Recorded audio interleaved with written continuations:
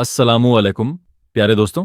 आज हम आपको इराक के उस मुकद्दस और तारीखी शहर की सैर करवाने जा रहे हैं जिसका नाम कूफा है। एक ऐसा शहर जिसका जिक्र करबला की तारीख से अलग नहीं किया जा सकता, क्योंकि जब भी इमाम हुसैन रजी अल्लाह ताला अन्हु की कुर्बानी का जिक्र होता है तो कूफा का नाम भी साथ लिया जाता है। यह शहर दरिया ए फुरात के किनारे आबाद है।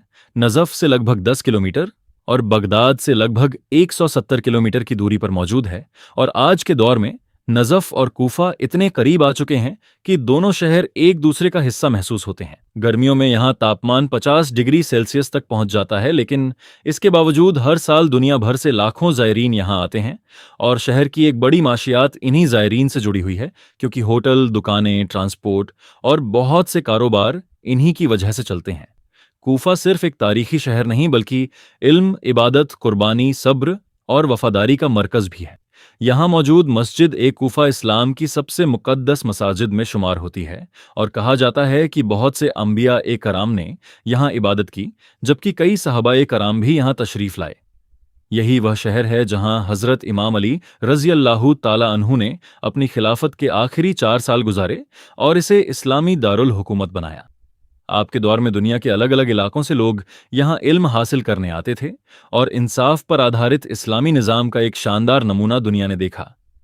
इसी शहर का ताल्लुक इस्लाम के महान फ़कीह हज़रत इमाम अबू हनीफ़ा रहमतुल्लाह अलैह से भी रहा, जिन्होंने अपनी शुरुआती तालीम यहीं हासिल की और आगे चलकर इस्लामी फ़िक़्ह के सबसे बड़े इमामों में शामिल हुए।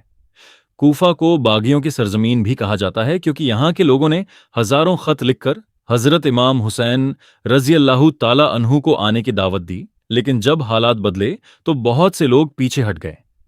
इसी सिलसिले में हज़रत मुस्लिम बिन अकील रज़ी अल्लाहु ताला अन्हु का नाम बड़ी इज्जत से लिया जाता है, जिन्हें लायन ऑफ कूफा कहा जाता है।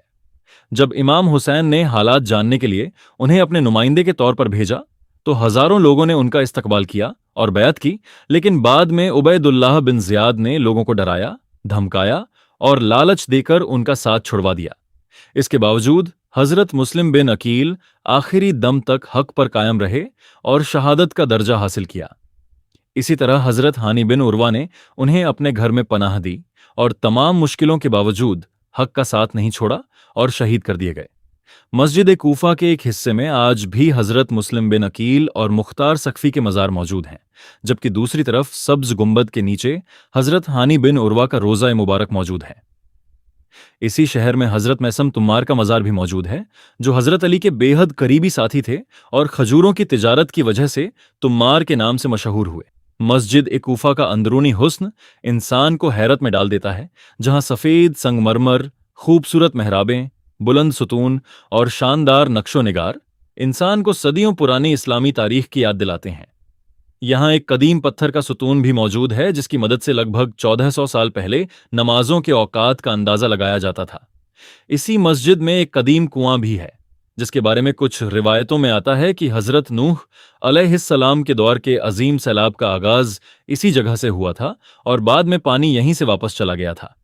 कुछ रिवायतों के मुताबिक शब मिराज के दौरान हज़रत जिब्राइल अलैहिस्सलाम रसूलुल्लाह सल्लल्लाहु अलैहि वसल्लम को इस मुक़द्दस जगह पर भी लाए थे, जहां आपने नवाफिल अदा फरमाए थे। हालांकि इन रिवायतों की तारीखी हैसियत के बारे में मुख्तलिफ राय पाई जाती है और बेहतर इल्म अल्लाह ताला ही रखता है।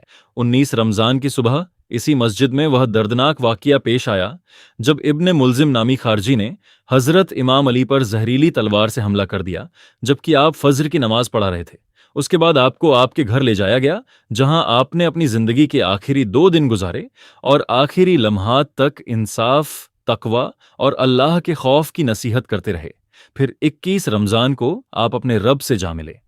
आज भी वह जगह है, आपका घर और वह मुकाम जहां आपको गुस्ल दिया गया था, ज़ायरीन के लिए बेहद अहमियत रखते हैं और हर तरफ अज़ादारी, दुआएं, सलाम और अहले बैत की मोहब्बत के मंजर दिखाई देते हैं।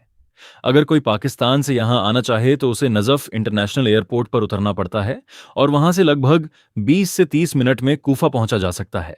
जब कोई ज़ायर मस्जिद ए कूफा की तरफ बढ़ता है और पुराने बाजारों से होकर गुजरता है तो उसके दिल में एक अजीब कैफियत पैदा होती है, क्योंकि यही वह बाजार हैं जहां रिवायतों के मुताबिक वाकया ए करबला के बाद बीबी ज़ैनब सलामुल्लाह अलैहा और अहले बैत के दूसरे अफराद को लाया गया था और आपने लोगों के सामने एक ऐसा तारीखी खुतबा दिया जिसने लोगों के ज़मीर को झकझोर कर रख दिया।